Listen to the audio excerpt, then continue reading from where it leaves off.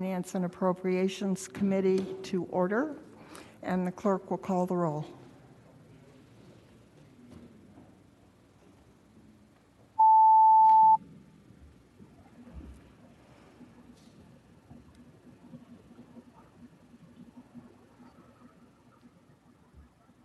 Madam Chair, you have a quorum.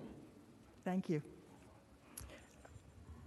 We have a very long agenda today, and so I would like us to get started. But just for information of the public, we're going to start with a block of bills that are identical to Senate bills. Then we'll go into a block of bills that are similar to Senate bills that have passed.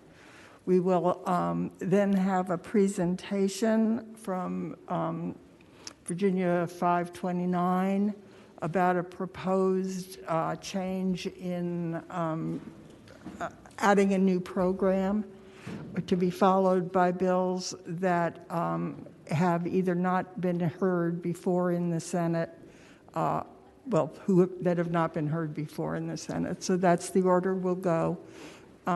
We will be taking public comment on those that have not been heard previously in the Senate.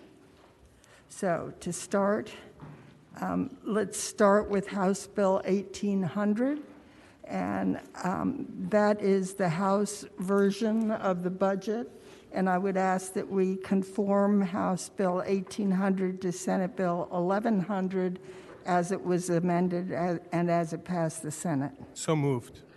It's been moved and seconded. Any discussion? All in favor, please record your vote. For amendments? That's Aye or nay? Yes, ma'am. No? Oh, do we need a motion For the for the amendments? conforming? Report. I'll make a motion to report. Okay. Thank you. Okay, now record your vote on whether to report. Madam, are we conforming? Were there amendments or? We did that. Okay, I'm waking up, sorry.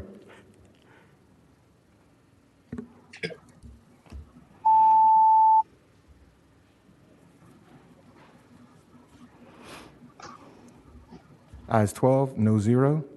Ayes 12, no 0. The bill is reported. Now we're going to turn to House bills that are identical to Senate bills. I'm going to ask that April read the bill number for each bill, the title, and a brief description. Committee members, if you wish for a bill to be taken out of the block, and several of them did have negative votes in the Senate, just make that motion as we go through the list. April. Thank you, Madam Chair. The first bill, House Bill 1986, is Delegate Bulova's bill, and it has to do with the management agreement to give Level 3, or the highest level of autonomy under restructuring, for George Mason University. It's identical to Senator Barker's bill, Senate Bill 1204, which passed the Senate 37 yes, 0 no. The second bill, House Bill 2185, is Delegate Byron's bill. This one provides a sales and use tax exemption for personal protective equipment. It's identical to Senate Bill 1403, Senator Pillion's bill, which passed the Senate 38 yes, 0 no, 1 abstention. And it contains an emergency clause. The next bill is House Bill 2204, the Speaker's bill. This is for the Get Skilled, Get a Job, Give Back, or the G3 fund and program. This one is identical to Senate Bill 1405, Senator Saslaw's bill, which passed the Senate 39 yes, 0 no, and was funded in both House and Senate budgets. The next bill, House Bill 1953, is Delegate Goditis' bill, and this one is a clarifying the definition and licensure related to certified midwives. This one is identical to Senate Bill 1320, Senator Lucas's bill, which passed the Senate 39 yes, 0 no. The next bill, House Bill 2006, Delegate Heretic's bill. This one has to do with definitions and tax exemption and revenue share systems for energy storage systems. This one is identical to Senate Bill 1201, Senator Peterson's bill, which passed the Senate 38 yes, 0 no's, and 1 abstention. The next bill, House Bill 1899, Delegate Hudson's bill. This has to do with sunsetting the coal tax credits. This is identical to Senate Bill 1252, Senator McPike's bill, which passed the Senate 22 yes, 17 no. Madam Chairman, could that be taken out of the block? Yes. House Bill 1899 is out of the block. Madam Chair, the next bill, House Bill 2123, Delegate Lopez's bill. This has to do with eligibility for in-state tuition for students. This one was identical to Senate Bill 1387, Senator Boysko's bill, which passed the Senate 21 yes, 18 no, and provided eligibility regardless of citizenship or immigration status. Madam Chairman, could that be removed from the block? Yes. House Bill 2123 is out of the block. Madam Chair, the next bill, House Bill 1916, Delegate Mugler's bill. This has to do with tax credits available against the bank franchise tax for research and development expenses. This bill is identical to Senate Bill 1112, Senator Locke's bill, which passed the Senate 39 yes, 0 no. The next bill, House Bill 2263, Delegate Mullen's bill, has to do with the abolition of the death penalty. This one is identical to Senate Bill 1165, Senator Serville's bill, which passed the Senate 21 yes, 17 no. Madam Chairman, could that be removed? Yes. House Bill 2263 is removed from the block. Madam Chair, the next bill, House 2181, is Delegate Malden King's bill, and this has to do with technical amendments to the Virginia retirement system related to recent changes in federal law. This bill is identical to Senate Bill 1251, Senator Newman's bill, which passed the Senate 37 yes, 0 no. The next bill, House Bill 2179, is Delegate Torian's bill, and this has to do with the principal and interest requirements for refunding of bonds. This one is identical to Senate Bill 1134, the chair's bill, which passed the Senate 37 yes, 0 no, and is refunding and redoing previous 9C bonds to save money for higher education. And Madam Chair, that concludes all of the identical bills. Okay, I would like a motion to report all the bills in the block with the exception of House Bill 1899, House Bill 2123, and House Bill 2263. So move. It's been moved and seconded that the remaining bills in the block be reported. Please record your vote.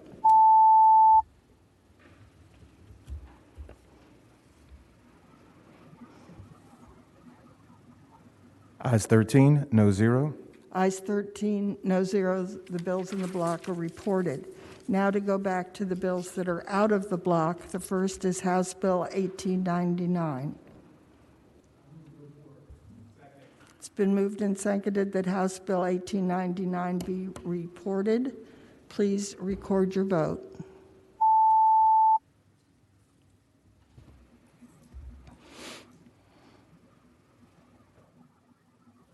Ayes 11, noes 2. Ayes 11, noes 2. The bill is reported. Next is House Bill 2123.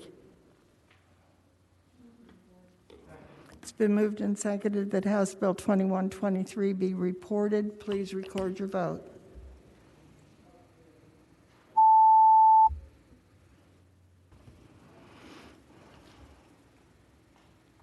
Ayes 9, noes 4.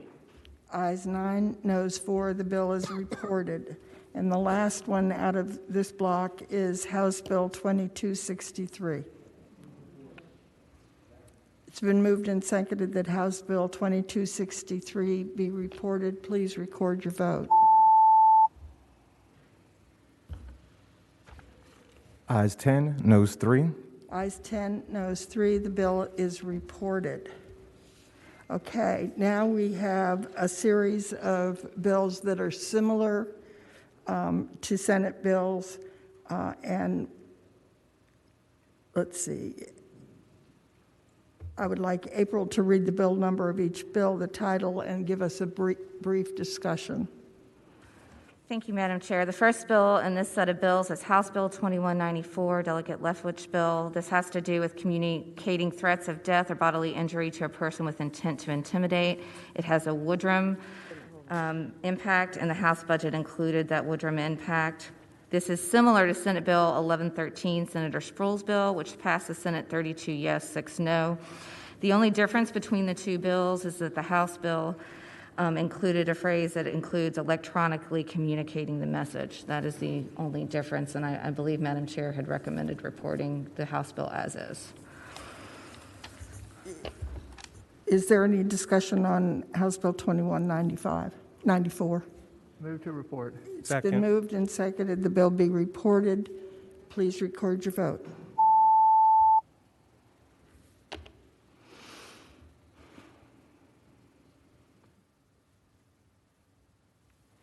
Ayes 12, no 0. Ayes 12, noes 0. The bill's reported. Did you vote me in? Yes, ma'am.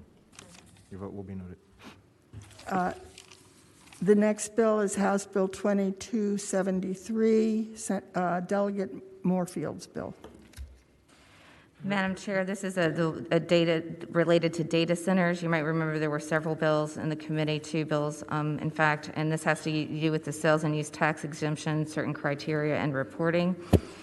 The bill is similar to Senate Bill 1423, Senator McPike bill, which passed the Senate 39 yes, 0 no. You might also recall that Senator Ruff had a bill. There are some differences. This particular bill reduces the job requirement for data centers in distressed localities from 25 new jobs to 4. Senator McPike's bill had it at 15, a reduction from 25 to 15. This also reduces the capital investment requirement from $150 million to $1.9 million. Madam Chair, you had recommended conforming Delegate Moorfield's bill to Senate Bill 1423, Senator McPike's bill, and that would be a substitute if. Madam Chairman, I would move that the McPike bill Second. be used. It's been moved and seconded that House Bill 2273 be conformed to Senate Bill 1423. Please record your vote. No, sorry. Voice, I'm sorry. All in favor of that motion signify by saying aye. Aye. Any opposed? Okay, it's conformed. Now, is there a Move to motion? report. It's been moved and seconded that House Bill 2273 be reported as amended. Please record your vote.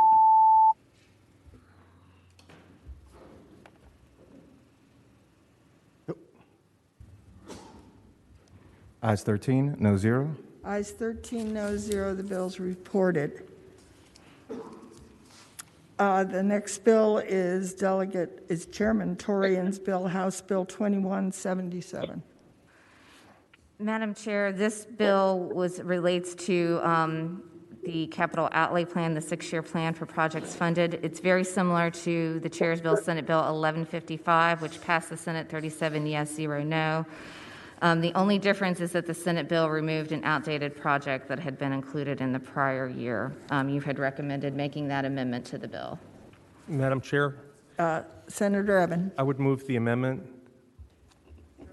It's been moved and seconded that the technical amendment to Delegate Torian's bill be adopted. All in favor say aye. Aye. Aye. Any opposed? Okay. Is there a motion on the bill? Will the bill be reported?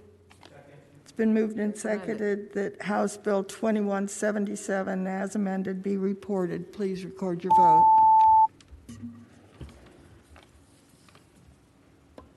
Ayes 13, no 0. Ayes 13, no 0. The bill's reported. Okay, next is House Bill 2178, also Delegate Torian's bill. Madam Chair, this is the Commonwealth of Virginia Higher Educational Institutions Bond Act of 2021, dealing with the additional 9C projects. You might recall there were 2 projects at Virginia Tech, which totaled $34.1 million. It was in both budgets. The only difference between the Chair's bill, which was Senate Bill 1145, that passed the Senate 37 yes, 0 no, was that a project code was corrected. Madam Chair had recommended adopting that amendment. This is a truly technical amendment. So it's been moved that and I hope seconded? Yes, second. Seconded that the technical amendment be agreed to. Please signify by saying aye. Aye. Or no? Okay, the technical amendment's agreed to.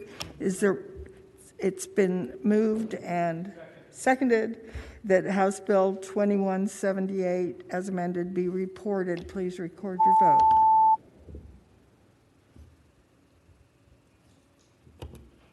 Ayes 13, no zero. Ayes 13, no 0. Next up is House Bill 1935, Delegate Watts's bill. Madam Chair, this bill relates to income tax conformity. As you might recall, the chair had Senate Bill 1146.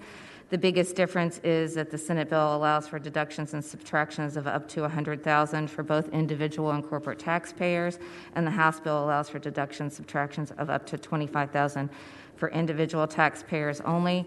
The chair had recommended doing a substitute and conforming Delegate Watts' bill to her bill, Senate Bill 1146. So moved. It's been moved and seconded that the substitute be agreed to. All in favor, say aye. Aye. Aye. Opposed? Okay, the substitute's agreed to. Is there a motion? Move to report.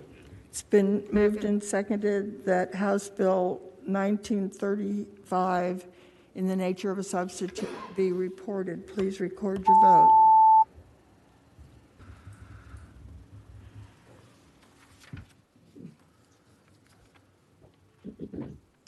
Senator McClellan. Ayes 13, no zero. Ayes 13, no 0. Next in this block and last in this block is House Bill 1763. Madam Chair, this relates to agricultural best management practices, the tax credit. It's very similar to Senator Hanger's bill, Senate Bill 1162, which passed the Senate 39 yes, 0 no's. The difference is that the Senate bill had the sunset, which you had recommended amending to do that. But I also have a note that Connor sent a few minutes ago that Delegate Wilt is also planning to have his own amendment related to something technical. So you may want to ask Delegate Wilt or Connor to report on that other amendment. Is Delegate Wilt here? Madam Chair, he may not be. He communicated with my office this morning, and I would think the best thing to do would be to conform it to the Senate bill. Was there something else that was in the mix? Madam Chair, Connor might be able to report on the other amendment that they were offering, if Connor's available. Madam Chair, this is Connor Garska from DLS. The only additional amendment that Delegate Wilt asked our office to prepare was technical in nature, and what it does is it clarifies for the $2 million aggregate cap that's already in the bill to be administered by DCR, and that if the amount of applications for the credit exceeds that cap, then credits would be issued on a first-come, first-served basis. Okay. Madam Chair, that's an issue that arose from the tax department wanting that clarification so it wouldn't be any cost to them. So I would move that we conform and then add that amendment. Second. Okay, let's start with moving the amendment. So, Move the amendment. all in favor of the amendment, please say aye. Aye. Aye opposed. Okay, the amendment's agreed to. Now, if we could have a motion to conform. I so move, which would add the... Wait. I think we need to do the reverse. First conform, and then amend it to include Okay, the is that technical right? amendment. Yeah. Otherwise, it's just, Madam Chair, I think the only difference was the sunset, so I think you could move that as a separate amendment, that and we it add would be the conformed. sunset, Madam Chair. Okay. all right. It's been moved and seconded that we add the usual sunset. All in favor, please say aye. Aye. Aye, any opposed? Okay. Second. Okay, it's been moved and seconded that House Bill 1763 as amended be reported. Please record your vote.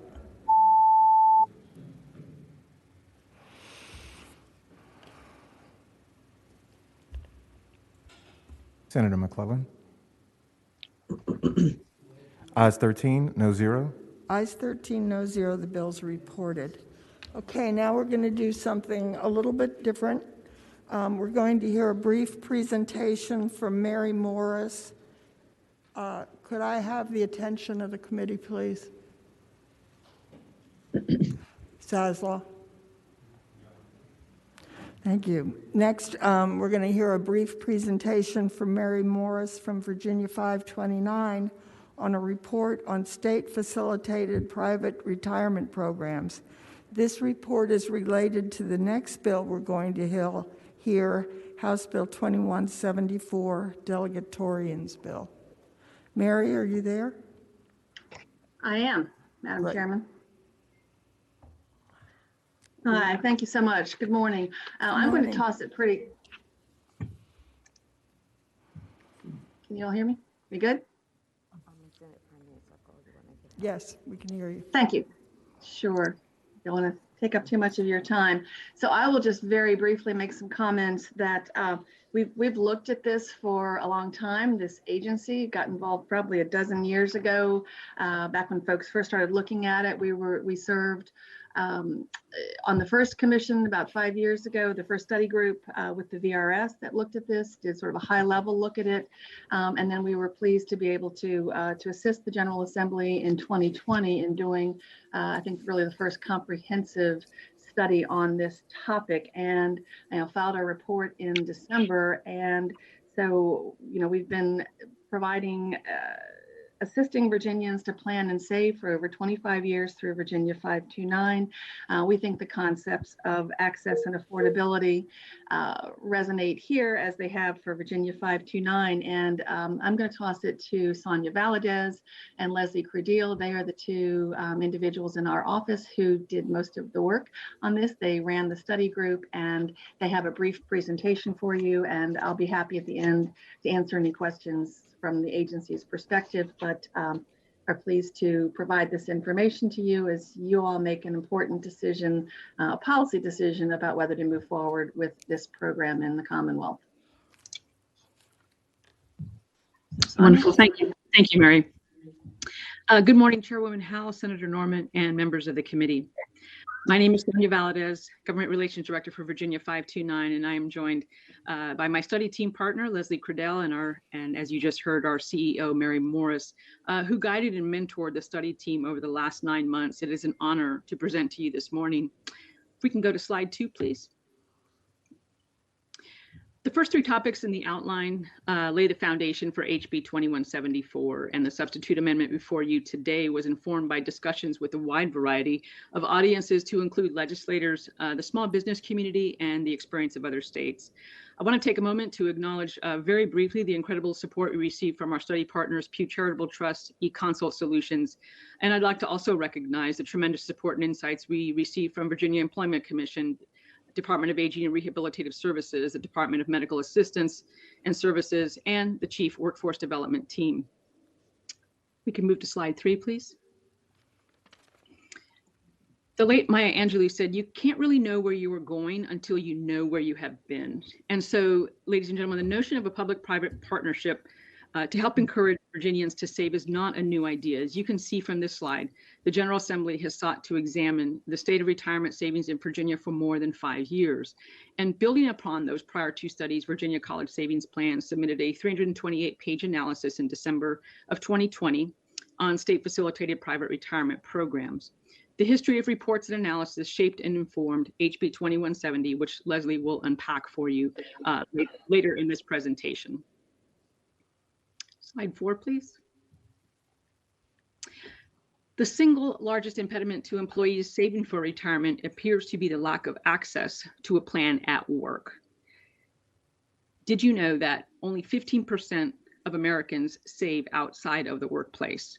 And in fact, approximately 1.2 million employees, or 45% of the Commonwealth's workforce, does not have access to a retirement savings plan at work.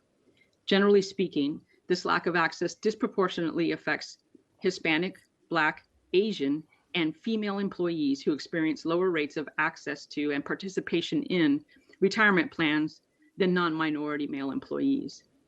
Unique to the 2020 study were 2 components not previously examined in the prior 2 studies: an employer and employee market survey and a cost of doing nothing study. Leslie will discuss the cost of doing nothing later in this presentation. We were sensitive to the severe impacts of the pandemic on employers and employees alike. and we thoughtfully launched a market survey to employers across the Commonwealth in August of 2020. As you can see from this slide, the notion of a public-private retirement savings program was consistently appealing to employers who do not currently offer a retirement savings plan, and this was consistent across all regions of the Commonwealth. Next slide, please. The market survey was a combination of qualitative and quantitative analysis. The quantitative analysis was based on an online and telephonic survey conducted with 301 employers. The qualitative analysis consisted of 4 employer in-depth interviews. On the employee slide, we conducted an online qualitative survey of almost 1,000 employees in the Commonwealth who do not currently have access to an employer-sponsored retirement plan. We wanted to be sure that we provided a well-rounded snapshot of the Commonwealth, and in spite of the negative impacts of COVID-19, we were able to achieve a fairly representative sample of responses. And I would say that despite the significant impact of COVID, 98% of small business employers surveyed and 89% of employees surveyed across the Commonwealth strongly support the concept of a private retirement savings program facilitated by the Commonwealth, which they viewed as a trusted entity. Ladies and gentlemen, I'll not go through each of the bullets on this slide, though I do want to draw your attention to the finding that the #1 barrier employees cite as the reason for not offering a retirement savings plan is the lack of resources to administer a retirement savings plan. Here, 50% of respondents cited this as the main barrier facing employers. Finally, a key takeaway from this slide is the component of trust. Both employers and employees conveyed trust and confidence in the ability of the Commonwealth to manage such a program. Next slide, please. This slide represents sentiments of both employers and employees in the Commonwealth. 3 key themes that resonate in nearly all of the comments that we reviewed are access, simplicity, and choice. I'm going to turn it over to my colleague, Leslie, who will walk you through the remainder of the presentation. Great, thank you, Sonia. Next slide, please. As Sonia mentioned previously, a key component of the study that we completed last year was an estimate of the cost of doing nothing. This was a research study completed by eConsult Solutions Incorporated, as Sonia noted, and we worked with our agency partners to look at the expenditures of the Commonwealth on public benefits programs and what that looks like when people go into retirement with insufficient savings. As you can see here, the calculation was that by 2035, the Commonwealth would have $11.8 billion in extra expenditures as a result of insufficient retirement savings. This is something that can be somewhat remedied by looking at some retirement savings options. But if you look at the number here, $160 goes a long way towards helping households with a household income of less than $75,000 per year to help close that gap and reduce that $11.8 billion expenditure. Next slide, please. So this type of initiative, a state-facilitated retirement savings program, is not something that is singular to the Commonwealth. It is something that has been gaining attention nationwide. So these programs are designed to close that retirement savings gap, because even though Virginia is looking at an $11.8 billion expenditure, it's not just Virginia. Other states are facing that crisis as well. So nationally, 45 states have introduced similar retirement savings legislation, and 12 states have enacted and are in the process of implementing similar programs. In the chart at the bottom of the slide, thanks to Georgetown University, you can see the effectiveness of the 3 currently running auto IRA programs, with programs accumulating over $160 million in assets under management since inception. The oldest program is Oregon's program, which was launched in 2017, and California is the latest to launch in 2020. Monthly contributions to these programs average approximately $114, which, as you can see, can go towards that $160 needed per month to help address the retirement savings gap. The average participation rate of employees is 66.5%. Next slide, please. So as Sonia noted, the report findings informed the development of this bill that you have before you, HB 2174. Building on sentiments of employers and employees throughout the Commonwealth, as well as the experience of other states, HB 2174 would establish an auto IRA program in Virginia by July 1, 2023.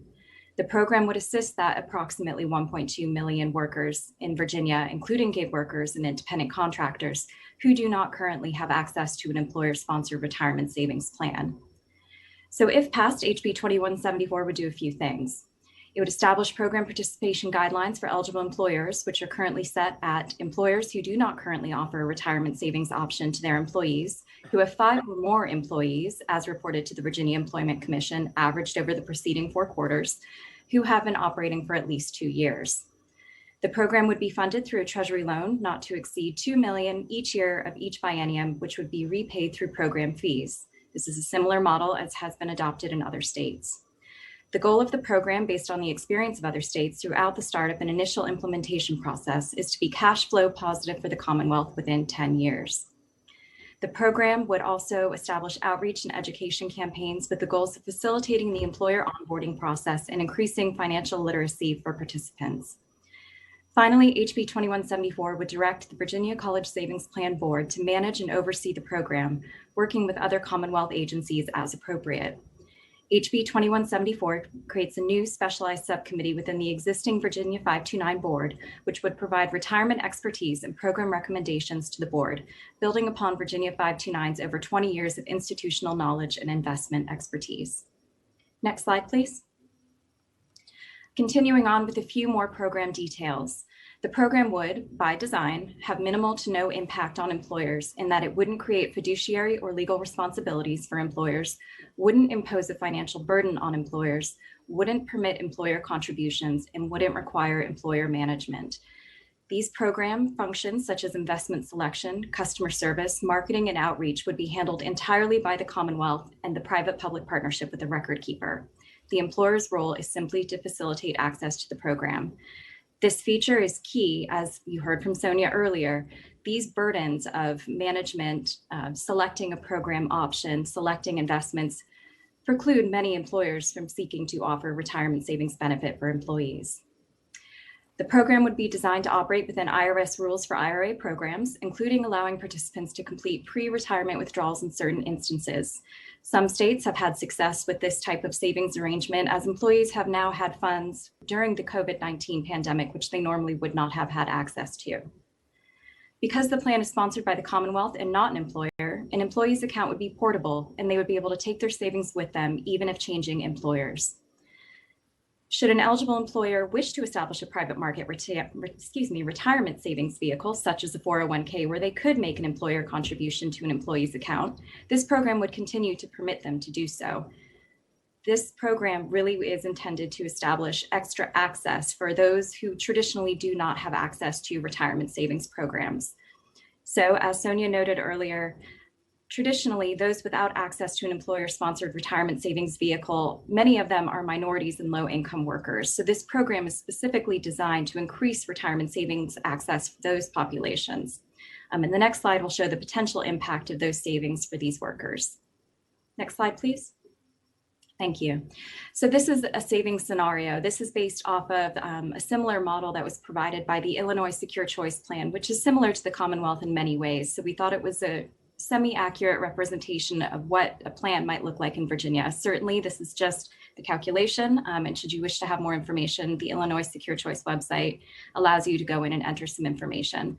But as previously noted, a low-income worker who is earning $30,000 a year would be able to contribute at the 5% default contribution rate $125, which would, in retirement, add $802 a month for a period of 23 years at retirement. This is above and beyond any benefits that they would be drawing from the state. So as you can see, even something that looks like a smaller monthly contribution really does make a difference in retirement. And it is facilitating that access to make that contribution and to have the ability to save for retirement that this program is designed to assist with. So next slide, I will turn it back to Mary to wrap up with some closing remarks. Thank you, Leslie and Sonia. Basically, we understand that other avenues for retirement savings have been available to Americans for 40 years, but the needle has barely moved for employers and for employees. And that's why the states, as you've seen over the last dozen or so years, have stepped in to see if they can be part of the solution. Should the General Assembly decide to move forward with this policy to assist in retirement savings, Virginia 529 would attempt to implement that, to develop the program and implement it the same way we have been doing for Virginians for the last 25 years, focusing on affordability and access, flexibility and simplicity, and then the financial education component that we know is important to making this successful for Virginians. And we're happy to answer any questions or turn it over to you and Delegate Torian, who has been leading this effort for a number of years in the Commonwealth, to answer questions about the bill. Thank you so much for the presentation. Are there any questions for any of the presenters? Madam Chairman, Yes, Senator Ruff. on slide 8, you referenced a Georgetown study that showed about a third of the people opted out. Was any effort to profile why that higher percentage opted out?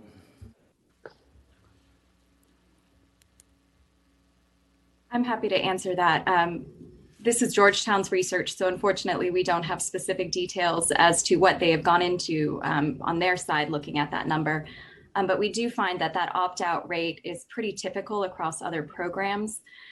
So generally, I think a lot of these programs anticipated roughly a 20% opt-out rate. We're finding that's a little bit higher. And anecdotally, I believe, looking to the experience of some of the employers and employees we surveyed, that opt-out rate would traditionally be because they either have access to their own private plan, so they've gone outside of the employer relationship and sought out their own retirement option, or they simply wish not to participate in the program. Either they have other savings priorities, or they just choose not to participate in the state facilitated program for whatever reason. But unfortunately, because these programs are still fairly new, the longitudinal data is not quite there yet with that type of information. Does that answer your question? Yes, thank you. Madam Chair. Is there any further question? Madam Chair. Senator Newman. Madam Chair, thank you. Madam Chair, I appreciate the bill, and actually I think we talked about this a couple of years ago, and it's good to see that there is maybe some progress. The questions I have actually relate to doability, and I guess the first is to Virginia 529. They've done a tremendous job with what monies we've given them, but their website is, I think, extremely weak and was in need of being renovated. And so I guess the question is Virginia 529, if we pass this without having to come back to us with a plan that we actually see and the money's allocated, is your organization really ready to do this? And the second question there, Madam Chair, is will there be any commingling of the education fund dollars, or will there be separate investments? I'll be happy to take that one, Senator. I'm sorry to hear of your disappointment in our website. We have made a number of changes over the last year and continue to update and upgrade that. So I would encourage everyone to go check out virginia529.com. But yes, I do believe we are able to step up to this. I think one of the things we have noted is that a large part of this would be outsourced. There are several providers already who have experience in retirement plans and have found a solution for a state facilitated program. And so we would anticipate moving forward with an RFP and taking a look at those available providers. We have familiarity with them because they also work in both the 529 and ABLE industries.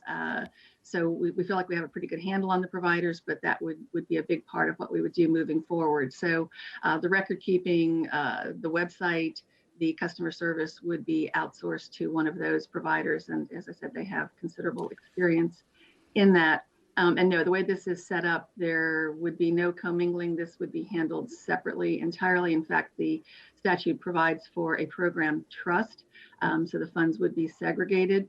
I will comment too that Virginia 529 back 26 years ago had access to a treasury loan, which we paid back, I think, a year early. we tapped into about a $2 million Treasury loan, and it was paid back within a year of our opening. And we've not received any state financing from that day forward. So all of our operations are totally non-general fund funded from operating revenues. And that's the plan for this program. And you've seen in the report, if you've had a chance to go through it, the anticipation is that with this auto IRA platform, it probably takes 10 years to get to a point where this is cash flow positive, but that is always the goal. And I would hope that we would do it earlier for this, as we did many years ago for Virginia 529 and for the education savings component, but that will remain to be seen. Madam Chair. Yes, Senator Newman and then Senator Barker. Madam Chair, no disrespect in regards to the website. It's just we've been pushing for simple things like a little area where you can say what the expenditure was for a number of years. But Madam Chair, I guess my next question, and I don't know who it goes to, is it appears like the employers will go all the way down to 5 employees, and it doesn't appear that it phases that in. I guess the question would be, has anyone considered starting with those employers that are larger, maybe over 25 or over 50, and then looking to bring in the smaller employers at a later time? So I guess that's kind of my question. And number 2, I guess, is has anyone looked at kind of, I hate to say a reenactment clause, but just something that says that we've got to see the actual plan, we've got to see the contract that's produced. This is a big plan. I'm just wondering if anyone also has looked at how we will get the information before this goes into effect July 2023. I'll be happy to try that one as well.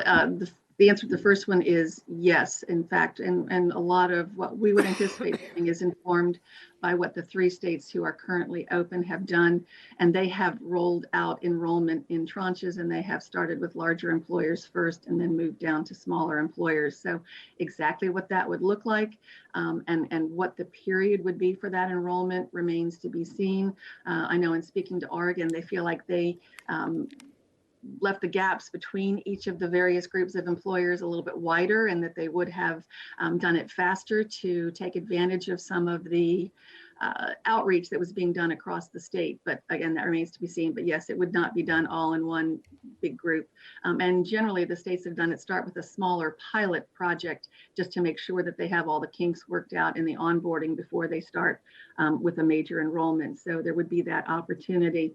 The other thing I would say is certainly we can bring it back, but because Virginia 529 is already subject to JLARC oversight, and I will tell you that they have been involved in this process through the entire study.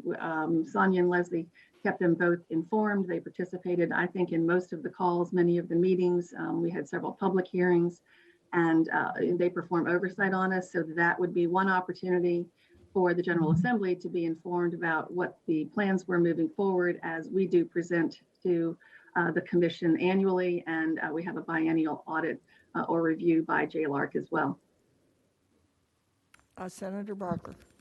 Yes, just a couple of questions, and leading into that, some of the opponents to this have argued that although a lot of states have passed legislation, there are few plans that are actually in operation yet, and apparently there's been some delays in getting some of those up into operation and receiving funds and providing benefits.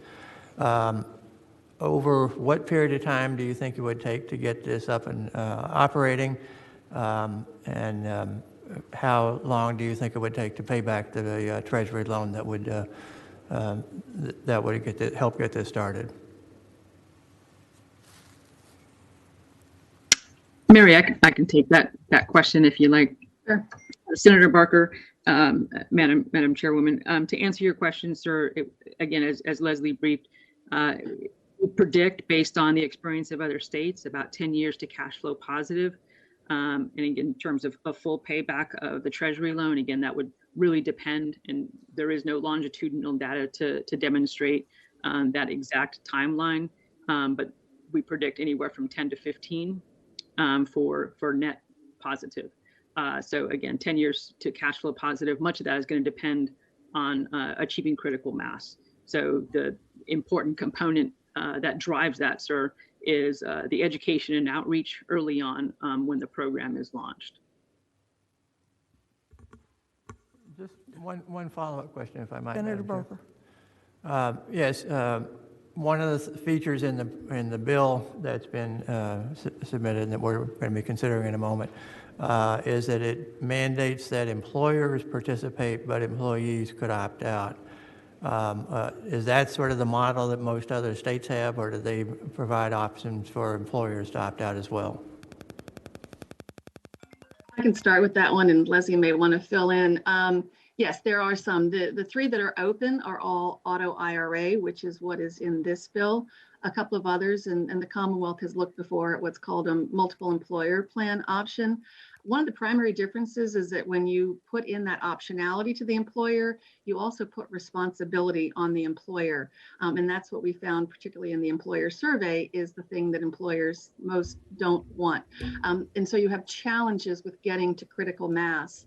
When it's a voluntary program, you simply don't have as much participation for many reasons. One, that it's voluntary, and two, because the employers still have some fiduciary responsibility in that kind of model. And all of that just goes to federal laws that deal with ERISA programs and non-ERISA programs. The way it's structured in this bill, it would be a non-ERISA program, which takes the responsibility off of the employer and puts it on the folks who are administering, actually on the individuals who participate, because it's an individual retirement account, and then on the providers. So that's the reason for that mandatory component of it.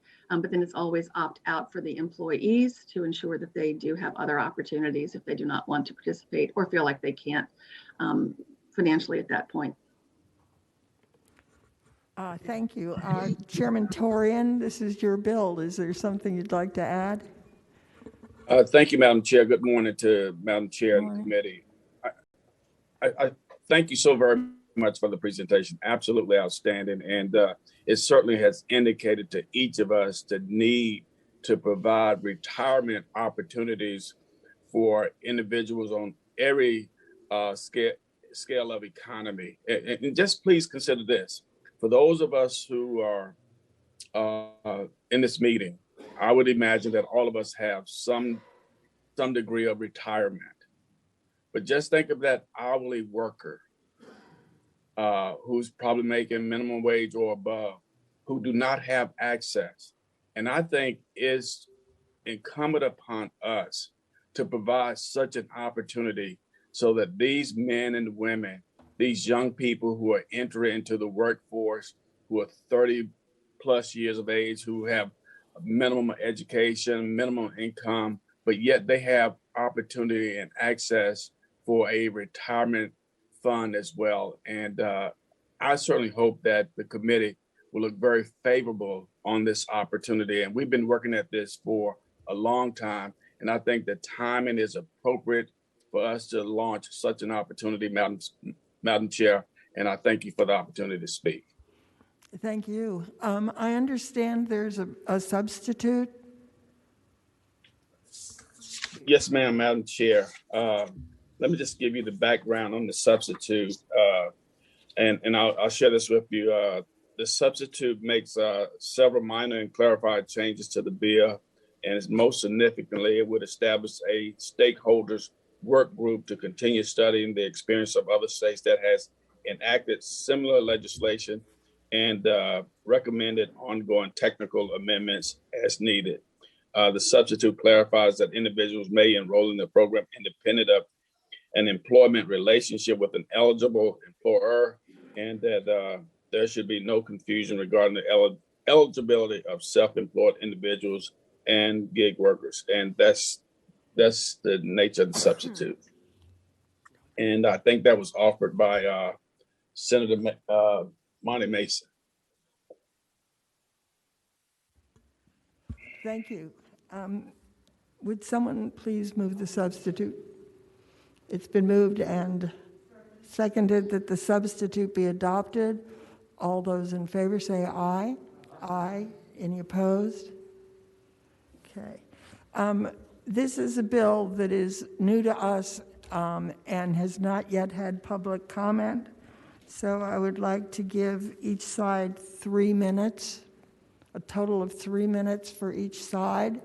And I would remind those that are speaking, if you are first, remember there are probably others behind you who would like an opportunity to talk. So please keep your comments just as succinct as you can make them. We'll start with those in favor of the bill. Do we have any signed up?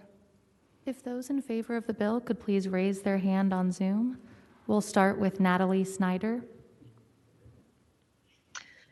Good morning, Madam Chairman and members of the committee. I'm Natalie Snyder. I'm State Advocacy Director for AARP Virginia. I want to give huge kudos to Virginia 529 for all of the work that they have done to get this bill to where it is today, and also to Delegate Torian for being a champion for this issue for so many years. AARP Virginia has been working on this legislation since 2015, and we feel like we finally have a bill that is worthy of the Commonwealth's attention and funds. We do strongly support this bill. I'm glad to answer any questions that you may have for us, but we urge you to pass this. Thank you. Thank you. Megan Healy. Good morning, Madam Chairwoman and members of the committee. Megan Healy, Chief Workers Advisor to Governor Northam. Thank you, Chairman Torian, for bringing this bill, and thank you for the 529, Leslie, Mary, and Sonia for working with my workforce team this last 2 years. We are very interested with my Deputy Chief Workforce, Jane Dittmar, has been chair of our Future of Work Task Force, which really looks at portable benefits specifically for the gig workers. We know in these tough economic times that businesses, when they're reemploying our Virginians, that they might not be offering benefits because of the extra expense. And so we think it's now more important than ever to have any type of extra portable benefits, from healthcare to retirement, and we're even looking at training vouchers. So I really, the administration supports this bill. Thank Nicole Riley. Hi, Madam Chairwoman and members of the committee. Nicole Raleigh with NFIB. We actually have some concerns with the bill. When we surveyed our membership of small business owners, which is about 6,000 from across the state, 80% opposed such a proposal. Our biggest concerns are the administrative burden that would be placed, particularly on your smallest employers, particularly in rural areas where they actually may not be really set up to do automatic payroll deductions. Especially if the employee opts out after there are, withdrawals made in their account. They would now be stuck with sort of this automatic payroll system. And then third, we really do think that it gives a blank check to the board on setting all kinds of contribution rates, default annual escalation rates, maximum and minimum contributions that, we just won't have any input on, because unfortunately, I didn't even know that there were public hearings that went on this past year. So we do have many concerns with the bill. Thank you. Thank you. Well, it sounds like you were in opposition, and this was for those in favor, and took over a minute. So what I think I'm going to do is make it a total of 6 minutes, and it can be whoever is next in line for the next 3 minutes. Michelle Sutherland, please go ahead. Thank you, Madam Chair, members of the committee. Michelle Satterlin with McGuire Woods Consulting, speaking on behalf of the American Retirement Association to ask for your support of the bill. Just want to say thank you to Delegate Torian and the team at Virginia 529 for working with us on amendments. American Retirement Association is headquartered in Virginia, and 600 of our members are actual Virginians. We think the bill, as amended, ensures that private sector employers will have access to a greater number of retirement options, and that will ensure that more Virginians can save for retirement. We ask that you support the bill. Thank you. Thank you. Thank you. Robert Bradshaw. Yes, thank you, Mr. Chairman. Bob Bradshaw with the Independent Insurance Agents of Virginia and NAIFA Virginia. We obviously believe that it's a laudable goal that people should save, but we completely disagree that if someone is motivated to save, that they would not be able to find an avenue to do so. We have a number of problems with assumptions in the study. Clearly expensive. You're making an investment over 10 years of $20 million with relatively no benchmarks to say, is this program meeting our goals and objectives, there are a number of unintended consequences, such as cherry picking and dropping of current plans for a plan that literally is minimal at best. And then you're talking about hiring a provider to actually do the implementation of the program with no expectation that that provider would be a Virginia company or not. So you're picking winners and losers over the administration of the program. We have a number of problems with the bill itself, but I'll defer to other speakers that want to speak in opposition. We are now down to 1 minute and 2 seconds. So please be very brief with your comments. Next. Robert Melvin. Robert, please unmute and go ahead. Sorry. Madam Chair, members of the committee, Robert Melvin with the Virginia Restaurant Lodging and Travel Association. We'd like to associate ourselves with the comments in opposition made by other speakers and ask you to oppose this bill. Thank you. Kate Baker. Madam Chair, Kate Baker on behalf of Virginia Retail Federation. We would also like to associate ourselves with comments in opposition to this bill and ask you to oppose it as well. Matt Brunning. Morning, Madam Chair, members of the committee. There's certainly already a number of retirement saving options in the private marketplace, and government competition in the private sector is something we oppose. Also want to note that there is the Federal Secure Act, which significantly expands access to employer-sponsored plans and benefits for businesses. So we'd like to see that go into effect and see the implementation of that before a state moves forward with a plan. If there are further speakers, just state your name and any organization and whether you're pro or con, but nothing beyond that, please. We're way over time already. Next. James Denny. NAFA Virginia opposed. And lastly, we have Michelle Foster. ACLI opposed. Madam Chair, there are no other speakers in the queue. Good, thank you. Thank you to all the speakers. We appreciate your input on this. This is an important bill. Is there a motion on the bill? I'm sorry. Madam Chair. Madam Chair. Yes, Senator Newman. Madam Chair, here again, I was part of the group that a couple of years ago were looking to have the study. What I'm concerned about is, do we really get to take a really solid look at this plan before it goes into effect after it's generated? And it looks like that's where we're headed. The other concern I have, and it's pretty strong, is the number of 5. I think we could go back and push this number down to 5, but to start off and kind of trust that it's only going to start with a big business when it doesn't appear in the bill, it's going to be kind of tapered in. I would hope that we would strongly consider a go slow approach for those small businesses who are actually writing checks to their employees. And Madam Chair, would love to see that number maybe closer to 50 or 25. And I don't know if there's an opportunity to have amendments or if we want to wait as it goes to the floor, but it just seems to me that going all the way down to 5 employees for very, very small businesses is maybe not the right place to start.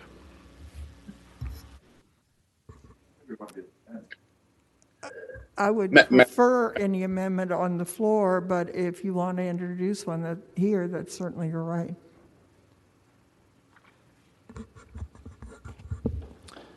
Madam Chair, I would like to move that we raise the number from 5 to 25, and that we put a provision in the bill that we look at the way to implement it between 5 and 25 over the interim and get the report back next year.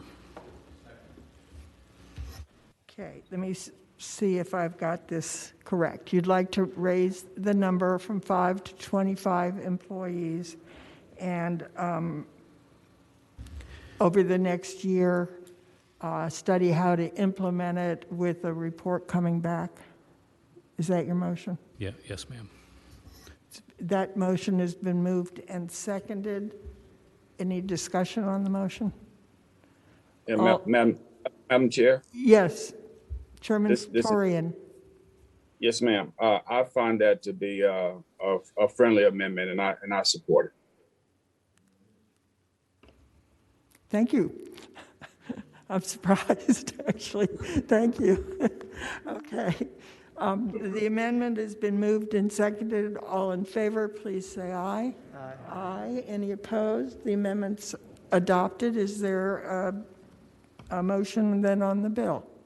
Move to report as amended. It's been moved and seconded that House Bill 2174 be reported as amended. Please record your vote.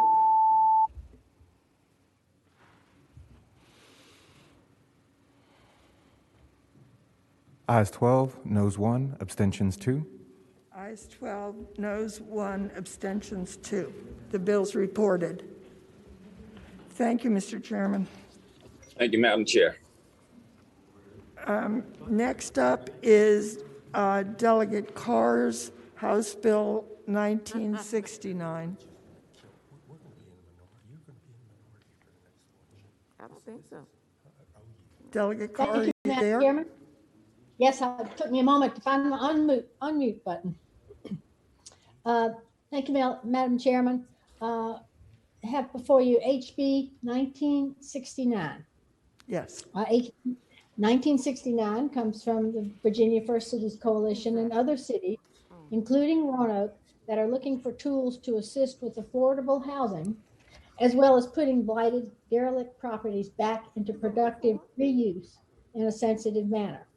It is a logical extension of two bills you heard and passed last year, HB 525 and HB 755, which had been patroned by myself and Delegate Ayer. This bill adjusts the qualifying criteria to include any locality with a score of 100 or above on the Virginia Commission of Local Governments Physical Stress Index. This means they have above average and high physical stress. Adjusting the criteria allows two things. One, expansion of the number of land trusts that are able to receive tax delinquent properties. And two, providing localities the ability to levy a tax on blighted properties and derelict structures at a rate that exceeds the general real property tax by 5 to 10%. And also the authority to sell delinquent tax land 6 months after incurring abatement costs for buildings that have been condemned, constitute a nuisance, or derelict or declared to be blighted. Under current law, such sales can be conducted. I think your bill is in good shape, so let me just find out if there's any questions for the delegate. Does anyone in the public, is anyone waiting to speak in the public? Madam Chair, there are no hands raised. Okay, is there a motion on the, Move to report. It's been moved and seconded that House Bill 1969 be reported. Please record your vote.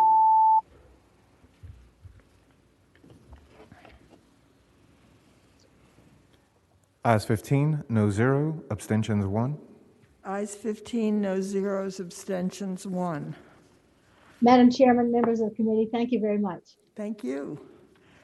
Next up is Delegate Coiner. She has two bills in front of us. The first is House Bill 2059. Delegate Coiner. Thank you, Madam Chair. House Bill 2059 would require the State of Virginia Department of Taxation guidelines on delinquent returns to mirror the Internal Revenue Service.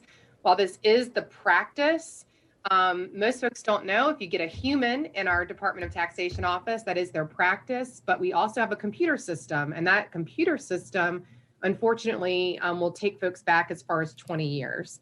So I'm happy to answer any questions, but we did have support in the House for this, and I'm happy to, I know there are some folks who'd like to speak to it as well.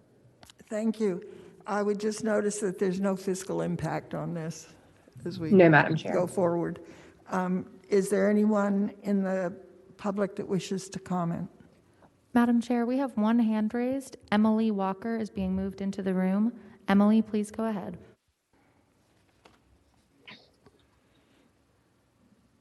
Madam Chair, members of the committee, Emily Walker with the Virginia Society of CPAs. Just to keep this brief, we do support this legislation. Okay, Thank you. Thank you. Is there a motion on House Bill 2059? Second. It's been moved and seconded that House Bill 2059 be reported. Please record your vote.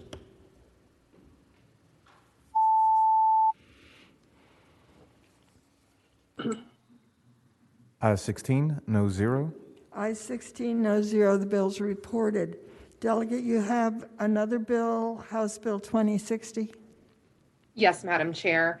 House Bill 2060 would bring the Department of Taxation together with a group of affected stakeholders to look at establishing an online portal for tax practitioners to gain access to items that today you have to contact via phone and fax. It takes a lot of time and energy from the Department of Taxation and from tax practitioners to obtain. They would be looking at what it would take to provide cybersecurity to do such an online portal and bring recommendations back to the body by December 1st, 2021. Are there questions for Delegate Coiner? Does anyone in the public wish to speak? If any members of the public would like to speak to this bill, if they could raise their hands. First, we have Emily Walker once again. Madam Chair, members of the committee, Emily Walker with the Virginia Society of CPAs. Again, we also support this legislation. Next, we have Eric Duncan.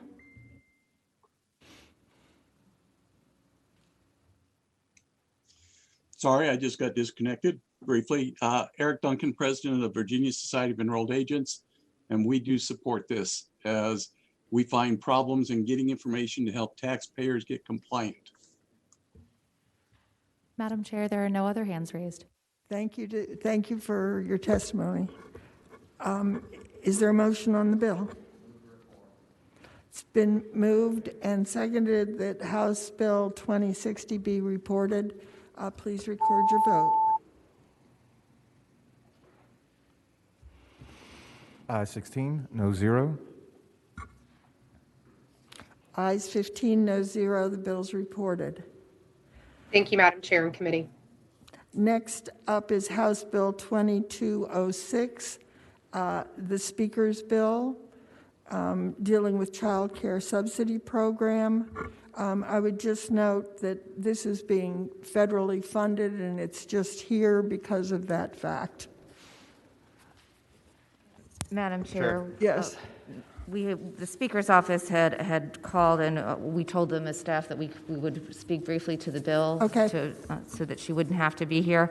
For those of you on education health, you might remember there was a discussion around the fiscal impact and the federal funds.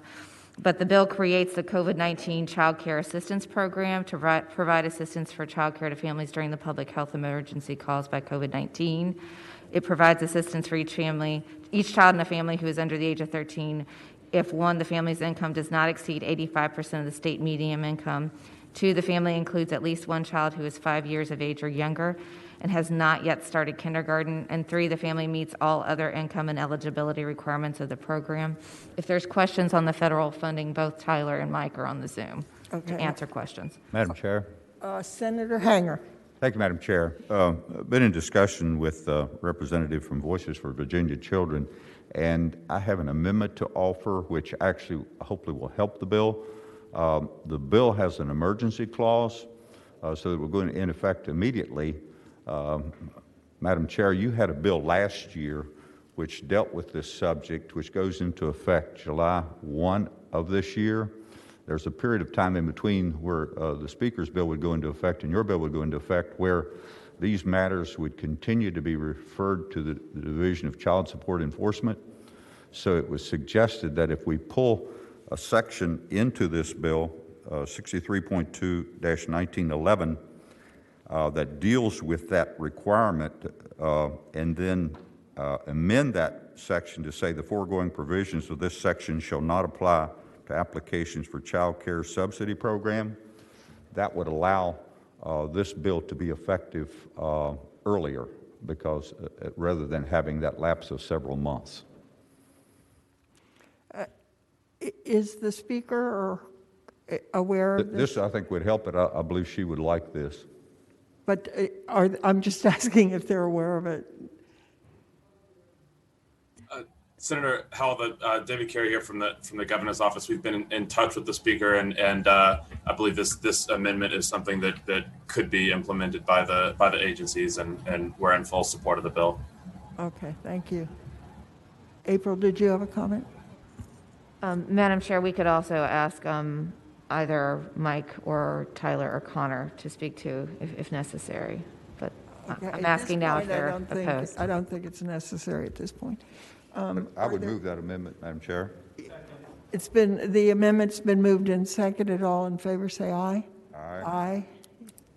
Any opposed? Okay, the amendment's agreed to. Madam Chair. Yes, Senator Newman. In education and health, one of the items that we couldn't get our hands around, was hoping that Senate Finance could, and maybe Mike can help us, was what is the upper income limits of this? Does it really go to approximately $80,000? And that was what was presented by the presenter in Ed and Health. And is that correct, or is that knowable what the upper income of this assistance is? April. Madam Chair, I would ask either Mike or Tyler to speak to that. Madam Chairman, Senator Newman, so currently the income limits for the subsidy program vary across the state. Depending on locality, it gets to as high as 250% of the federal poverty limit in Fairfax. So the 85% is actually the point now where you would actually exit the program. So essentially what the bill is doing, it's basically saying that's just the upper limit of the income limit for this. That equates to probably around 340 to 350% of the poverty level. So, Madam Chair. Yes, Senator Newman. Mike, thank you, sir. I guess the question is that the presenter in the Education and Health Committee was presenting a number of 80,000, not 85%. And when you look at there's a difference between those two numbers. And I guess the question is have we been able to calculate what the upper income of the program will end up being? So, Madam Chair, Senator Newman. Mike. I think the discussion of education and health was centered around, it depends on family size. So in that discussion, 85% of state median income for a family of 4 comes to about 89,000. So it would be lower if the family size is smaller, and of course, larger as it goes up. But that's how it works. Thank you, Madam Chair. Yes. Is there any? See, this was heard in Ed Health, so it has had public comment. Madam Chair? Yes. There's a representative from Voices for Virginia Children, if you want to hear her speak to the amendment that I offered, just to clarify. Okay. Emily? Emily, are you there? To speak yes, Madam Chair. Can you speak to the amendment, please? Sure, thank you. For this opportunity. We wanted to include this amendment because it brings the policy in line with the policy you passed last year in the education reform bill that was carried by Senator Howell.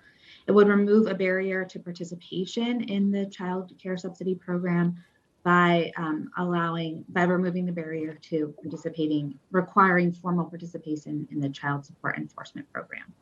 So appreciate the other barriers that this bill removes, including the barrier of having employment before seeking child care assistance. This allows parents to seek assistance while looking for work and includes that higher income eligibility, while we are fortunate to receive additional federal funds to put this into place. So the amendment would remove the final barrier to participation. Thank you, Emily. Is there a motion on the amendment? Move the amendment. The amendment's been moved and seconded. All in favor, please say aye. Aye. Aye. Anybody opposed? Is there a motion on the bill? It's been moved and seconded that House Bill 2206 as amended be reported. Please record your vote.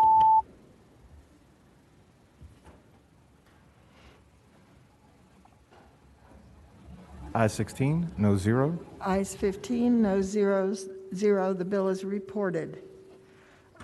Next is House Bill 2138, Delegate Guzman's bill.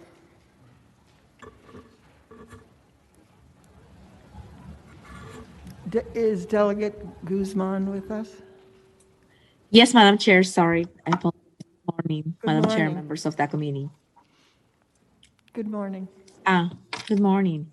Well, Madam Chair, it's my honor to present to you House Bill 2138, a bill to allow non-drivers and children in the undocumented community to receive a state-issue photo ID.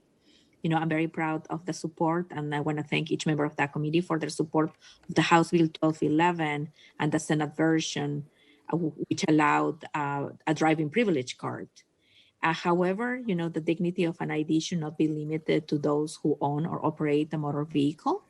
Without this vital document, they are unable to interact with society as we do every day.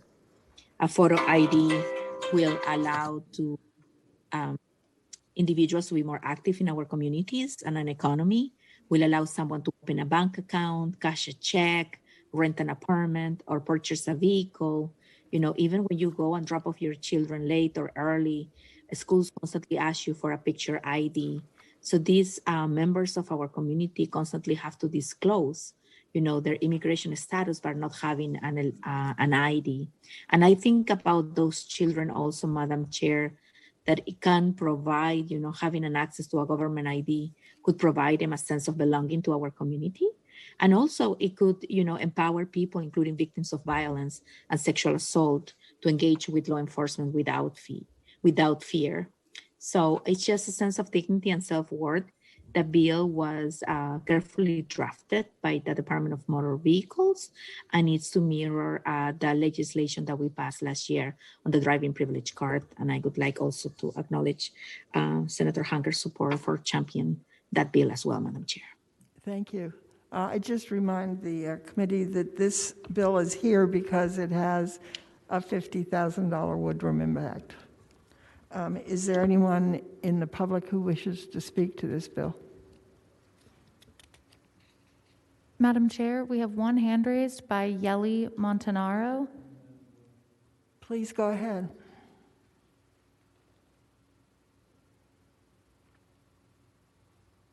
Yeli Montano, please go ahead. Hi, good morning. I'm so sorry I came in a little late. Good morning, Madam Chair, members of the committee. My name is Yeli Montano, and I'm with GASA, Virginia. GASA and our 10,000 members strongly support the passing of this bill and thank the delegate for bringing it forward and all her hard work, as well as the other advocates for bringing it forward. I just want to quickly share a testimony from one of our members and how this would impact her life and her family. Ms. Ruiz is an immigrant from El Salvador who came to the U.S. over a decade ago. She is a wife and mother to 2 children, and her husband works as an electrician and is the only one who provides for her family. Like many families, unfortunately, her family tested positive for COVID, and her daughter's health has not been the same since. Ms. Ruiz had tried to take her daughter when she was ill to receive care and had made several attempts to set up an appointment at a local healthcare clinic. She struggled to do so for the simple fact the only identification she has to show is her native passport, which is not always accepted by healthcare institutions. And Ms. Ruiz shared it would be helpful for the community to have means to obtain a form of identification, including those who cannot or do not qualify to be on the road. Many of us don't think about how important an ID is, but Ms. Ruiz's story is a prime example of how something as simple could make a difference in someone's life and eliminate an unnecessary barrier to accessing services and other community assets. We strongly believe all members of our community should have equal opportunities to accessing services and that we all deserve to feel secure and worthy, and we ask that you support the passage of HB 2138. Thank you. Madam Chair, that's all the public comment we have. Thank you. Is there a motion on the bill? Move to report. It's been moved and seconded that House Bill 2138 be reported. Please record your vote.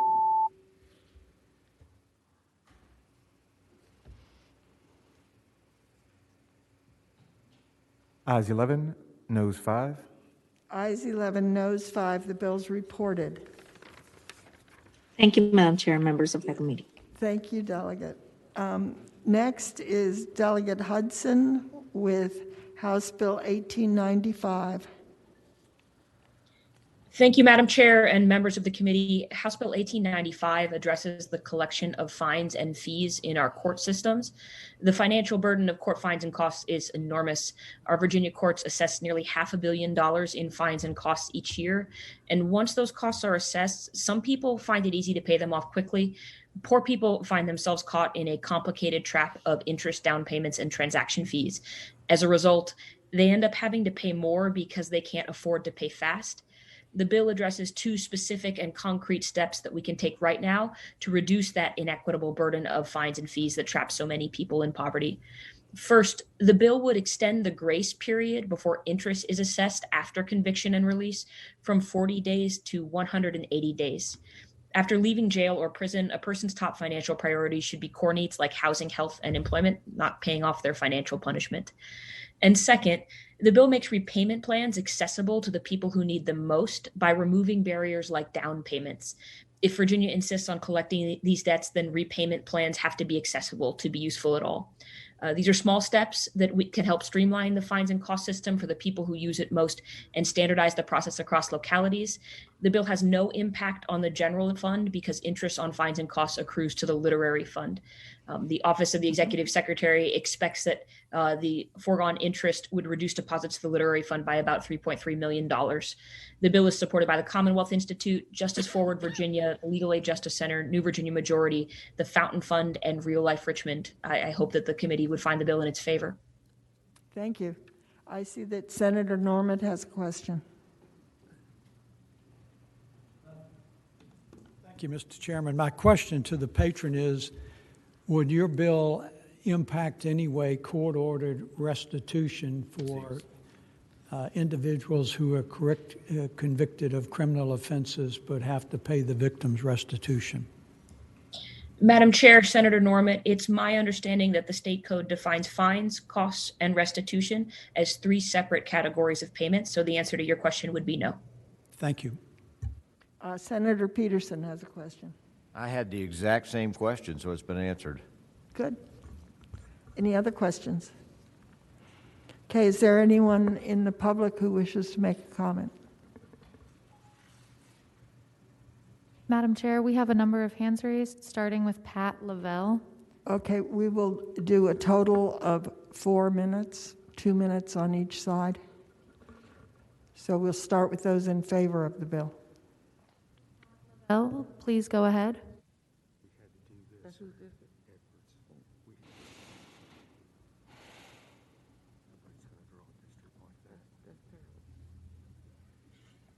Good morning, Madam Chair, committee members. I'm Pat Levy-Lavelle, an attorney with Legal Aid Justice Center.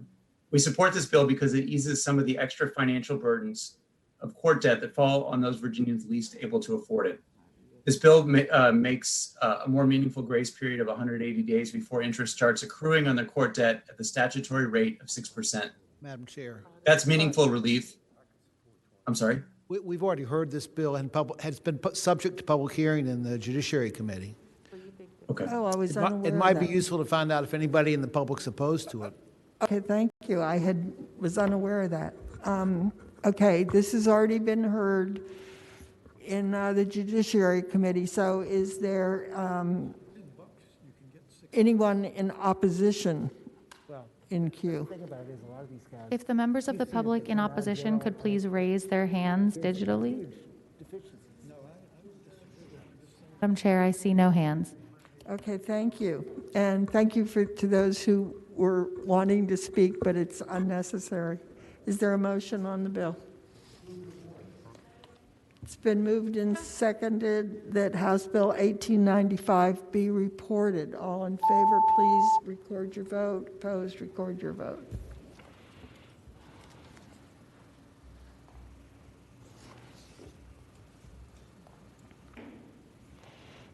Ayes 11, noes 5. Ayes 11, noes 5. The bill is reported. Thank you, Madam Chair. Thank you. The next bill is Delegate Keem's bill. He's asked that that be passed by for the day, so we'll hear it tomorrow. Next is House Bill 1999, Delegate Murphy.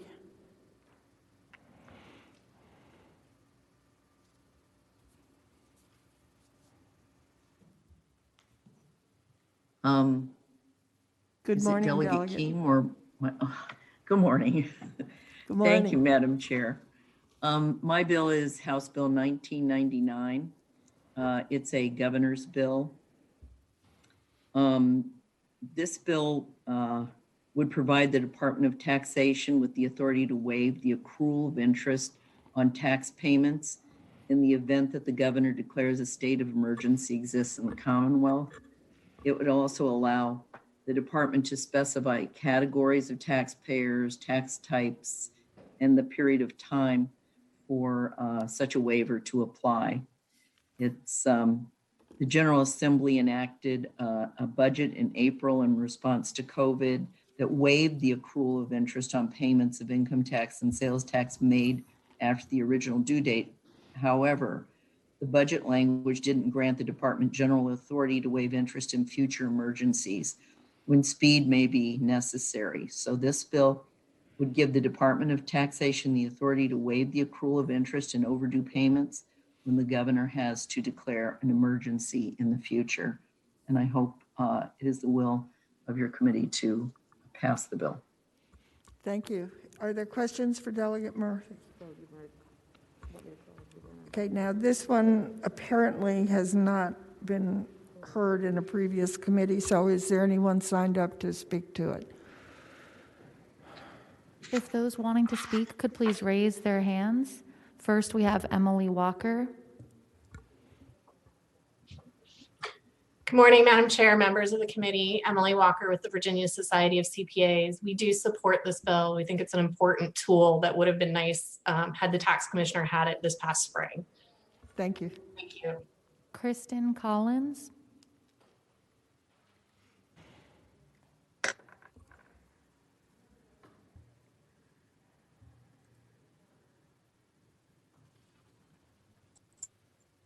Kristen, please unmute and go ahead. Good morning, Madam Chairman. It's nice to see you all this morning. This is a Department of Taxation bill. We thank Delegate Murphy for carrying the bill. It simply provides the authority for the Department of Taxation to waive interest in a state of emergency, similar to what happened last year with COVID. So thank you for your time. Thank you. Madam Chair, those are all the speakers. Okay. It's been moved and seconded that House Bill 1999 be reported. Please record your vote. Madam Chair.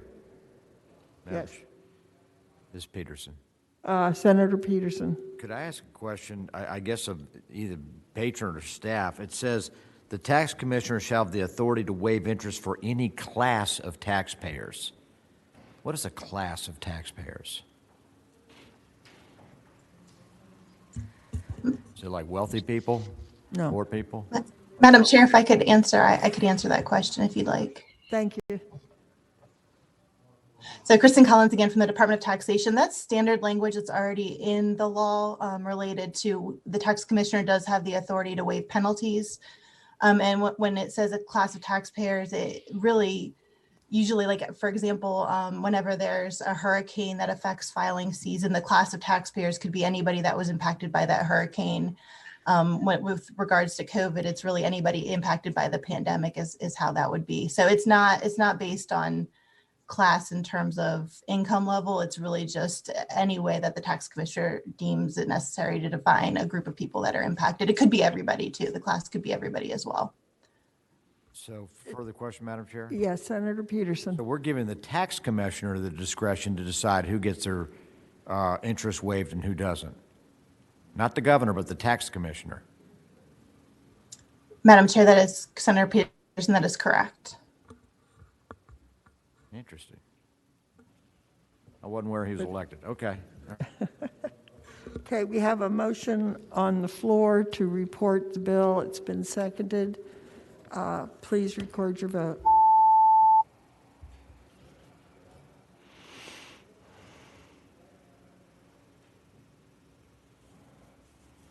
Ayes 14, noes 1. Ayes 14, noes 1. The bill's reported. Thank you, Madam Chair. House Bill 1979, Delegate Reed's bill, has been asked to be passed by for today, so we'll hear it tomorrow. House Bill 1774, Delegate Walker. Good morning, Madam Chair. Good morning. House Bill 1774 provides that a separate class of property for rate purposes that include motor vehicles, trailers, semi-trailers with a gross weight of 10,000 pounds or more that are used by motor carriers engaged in interstate commerce on a for-hire basis shall include such vehicles used to transport passengers, which is buses. Under the law, this class of property only includes such vehicles that are used to transport property. This is a form of tax relief for area transportation industries that have been hit hard by the COVID virus. And I hope it will be the will of this committee to advance this legislation. Thank you, Madam Chair. Thank you. Are there questions for Delegate Walker? Is anyone signed up to speak? Madam Chair, we have one member of the public in the queue, Dale Bennett. Good morning, Madam Chair, committee members. Dale Bennett, representing the Virginia Motor Coach Association. Delegate Walker did a great job describing the purpose of this bill, and certainly do hope that you will vote to report it to the floor and help to provide some relief for this industry that has been hit really, really hard by the virus. Thank you. Thank you. It's been moved and seconded that House Bill 1774 be reported. Please record your vote.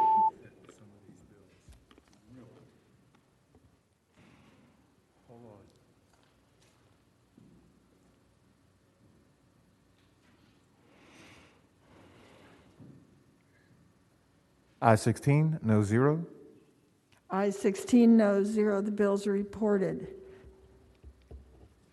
Delegate Walker, you have House Bill 1796. Yes, thank you, Madam Chair.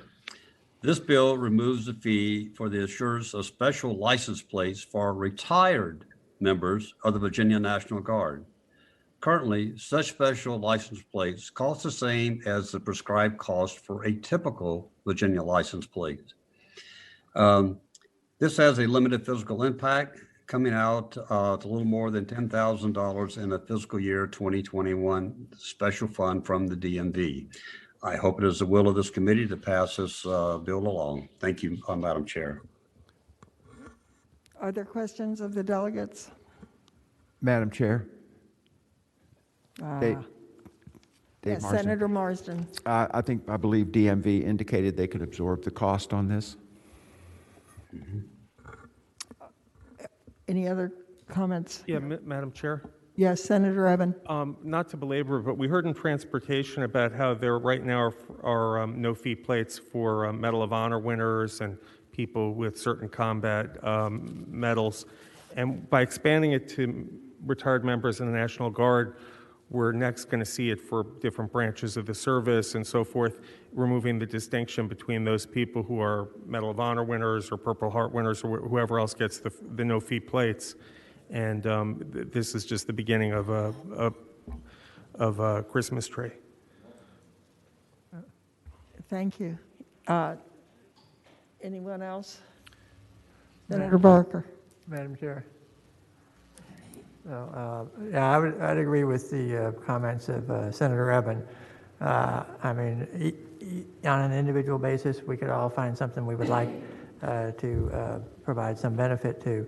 But I think that what we are facing here is a potential for a substantial Christmas tree effect over years that would have a broad impact, and I think that would be better to continue with the policy we have right now.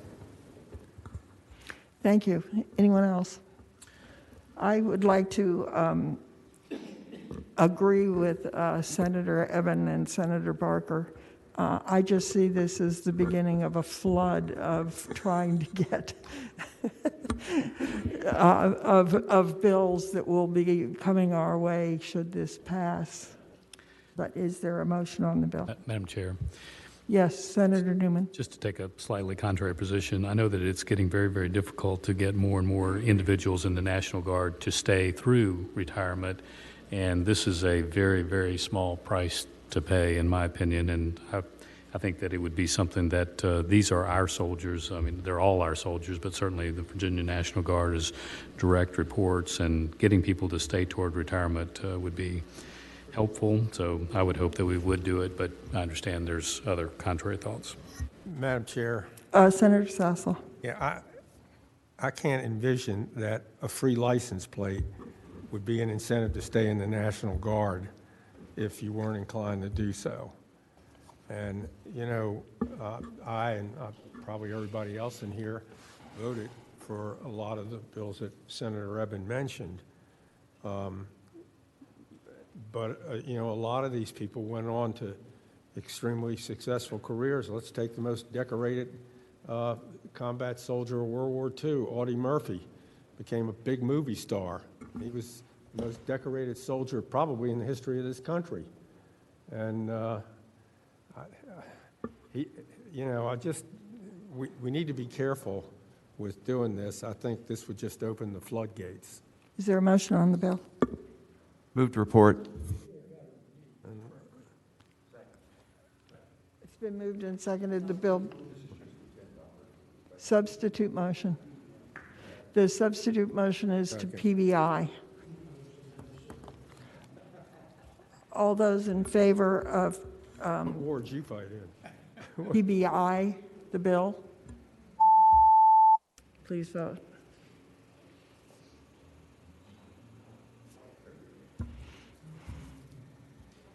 Senator McClellan?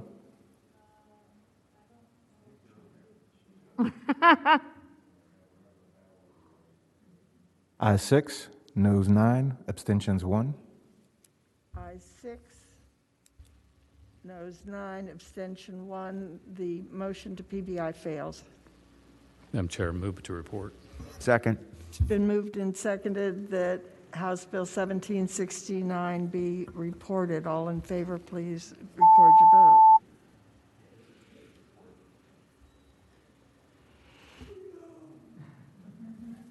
Ayes 10, noes 6. Ayes 10, noes 6. The bill is reported.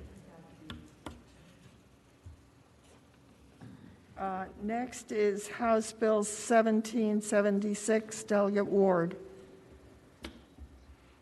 Good morning, Madam Chair and members of the committee. House Bill 1776 is a bill that would allow the Board of Education to grant a 2-year extension for renewable licenses of public school teachers. But since it was first introduced, we had a lot of calls from members of school systems, from Board of Education, administrators, Principals Association, that asked that this bill would be able to apply to them. So the Board of Education, Department of Education, did an amendment that would include anyone that has to be licensed, they have their license renewed in June 30th of this year. If anyone has ever been a teacher and you know you have to have your license renewed, there's a lot of work that has to be done. Some is professional development. You have to go back through CPR training. Sometimes there's coursework that has to be done. And during this pandemic, there just has not been the opportunity. So with this legislation, it just gives them the extra time to do what they need to do in order to meet the qualifications or the requirements for recertification. Are there questions for Delegate Ward? Okay, this bill has been heard in another committee, so we will not be doing public comment. Second. It's been moved and seconded the bill be reported. Please record your vote.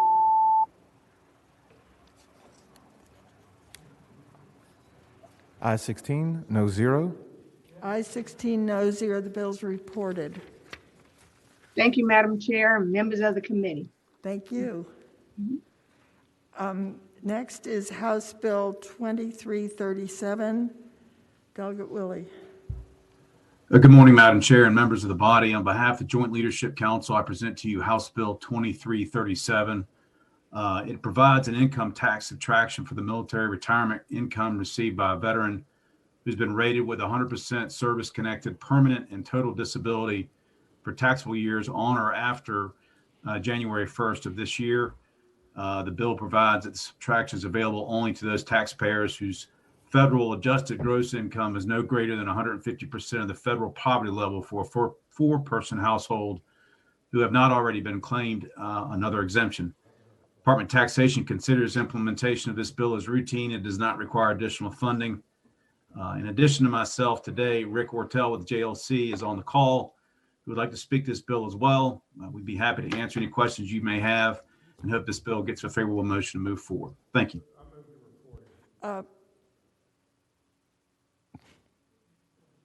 This has a substantial estimated negative general fund revenue impact of over what?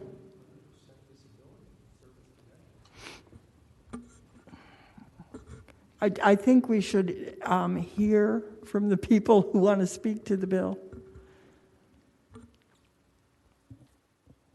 If those in the public could please raise their hands if they would like to speak to this bill.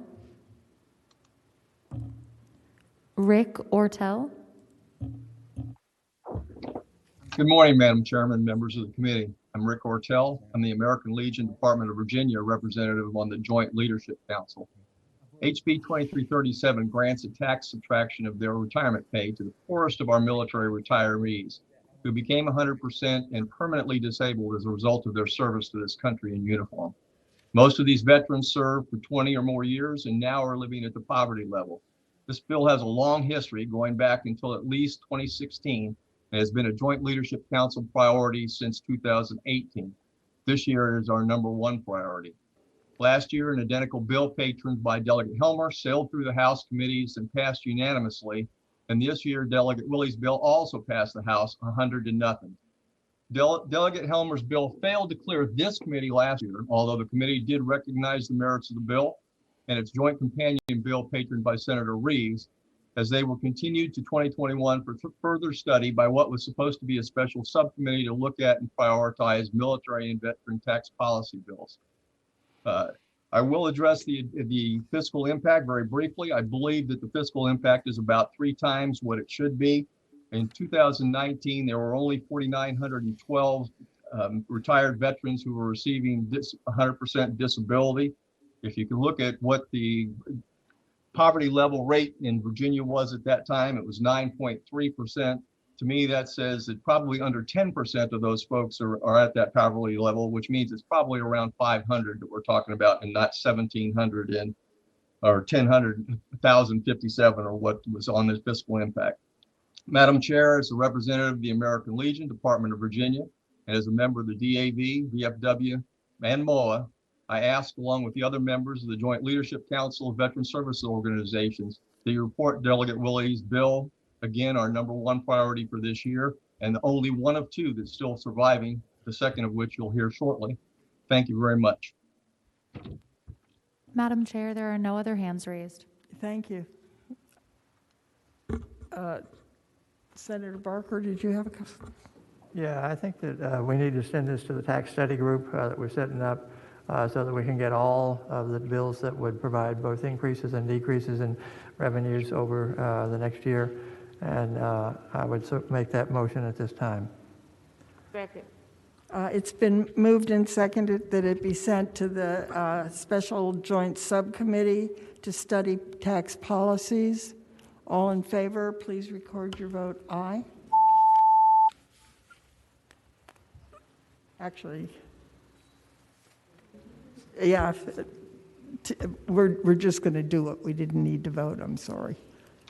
Ayes 13, noes 3. Ayes 13, noes 3. It's going to be studied at the Special Joint Subcommittee. Thank you, ma'am. And the last bill is Delegate Wyatt's House Bill 2261. Good morning, Madam Chair and committee Good members. morning. House Bill 2261 was brought forth by the members of the Joint Leadership Council of Veteran Service Organizations, which comprise of 25 here in Virginia and 250,000 members. This is a specialty license plate for the very patriotic men and women who currently are serving actively in the Virginia National Guard. Currently, a member of the Virginia National Guard is entitled to 2 plates per individual or 2 registrations at half price. They would like to see that change to only 1 be totally waived. There are currently, I will share because I did hear testimony about other bills. There are currently 2,030 current active sets of plates that generate about $31,000 a year. It has been undetermined on the impact, just because some families may choose to have 2 sets of plates. And we know, of course, it'll be a wash for that person now only get that 1 plate to cover those costs. So it's a minimal budget impact, and some programming changes would have to be take place as well. So it passed the House 99-0. I hope the committee will look favorable on it. I know it's a few folks that contacted me that wanted to speak on this from that organization. Thank you. Thank you. This bill has been heard in transportation, so we... Madam Chair, can I ask a question maybe? Yes. So if I understand this bill, right now you get to do 2 for half price. This bill does away with 2 and says you do 1 for nothing. Right. Okay. It's washed. So is there a motion on the bill? Move to report. It's been moved and seconded that House Bill 2261 be reported. Please record your vote. Sorry.